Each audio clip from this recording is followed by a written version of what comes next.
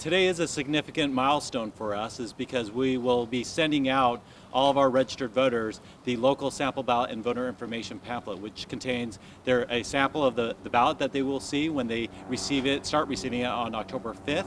But it'll also have much important information about how this election is going to be conducted as well. So voters will start seeing this either in their mailbox or through their inbox, because we will also be emailing approximately 180,000 voters who have signed up to receive their sample ballot and voter information pamphlet electronically. And what if someone doesn't get one in the mail or via email? There's a number of ways that they can receive their sample ballot and voter information pamphlet, and that's also by looking it up online.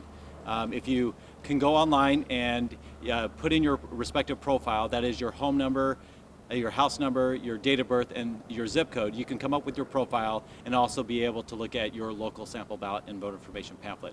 What is a sample ballot? A sample ballot is ultimately a facsimile, a copy of what you should see on your ballot when you receive it, whether that's at your polling place or, in this case, in this upcoming election, where every single registered voter is going to be receiving a mail ballot.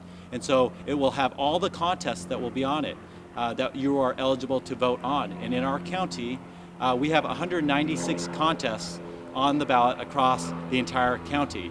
And there's going to be a set of those that a voter is going to be eligible to vote on, and that's what a sample ballot is. Now, the voter information pamphlet portion of it contains information about things like the measures, the questions that will be on the ballot, and the impartial analysis that comes from legal counsel as to what the question is all about. And then there's going to be proponents and opponents that may have filed arguments for or against the measure and their position associated with it. And then another component of the sample ballot and voter information pamphlet is information about the election itself. Things like when is the election, what date is it, what time is it, how to, in this upcoming election, how to vote more safely your vote by mail ballot that you're going to be receiving. That's an important message that we've put right on the front of our cover as part of our Vote Safer San Diego campaign, is all the information that voters need to know as we conduct an election under the pandemic. And then lastly, one of the other things that's in our sample ballot and voter information pamphlet are candidate statements. Candidates have the ability to, if you will, purchase an ad within the pamphlet and to provide their qualifications about who they are and what qualifications they have about them being a candidate for whatever respective office that they're running on. Simply put, what's the point of these? It's to inform voters about the election and what contest that they're eligible to vote on. Okay. It seems like the ones you gave me, these seem kind of thin for everything that you described. Is that because this is like, why is that? I'm not quite sure which one. There's variations of the sample ballot and voter information pamphlet because there's 196 of these across the entire county. Some are going to be larger than others. That's probably one of the biggest logistical aspects of this is that we have over 2 million of these that are going to be produced and mailed out to voters, and they're essentially New York's bestsellers, if you will, because there's variations of these that are going out, and there are different sizes, thicknesses, depending on where you live. And so some are going to be very thin, and some of them are going to be really thick, depending on what questions are going to be on the ballot that you have the ability to vote on. So these are very particular to the voter. It is. It's really tied to what contest they are eligible to vote on, and it will depend on how thick and the size of that pamphlet that they will receive. Okay. And then this will continue. It starts today, but to get 2 million out, it's going to take a few days to mail out. It will be. There's a big operations that's happening right now. A lot of proofing is happening before we can even release these out to the public, before they can get printed and sent through the U.S. Postal Service. A lot of information in a very short window of time.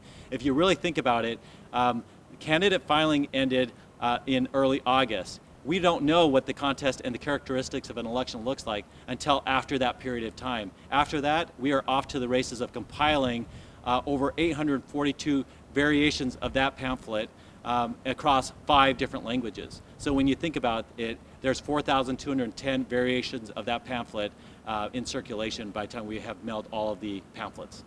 A lot riding on this election, a lot being said about the registrar's office, the post office, whatnot. Are you guys ready? We are preparing. This is unlike any elections I have ever conducted. I've never conducted an election twice. Certainly this is pretty much taking the cake on our preparations and the demands that it's taking to prepare for this election.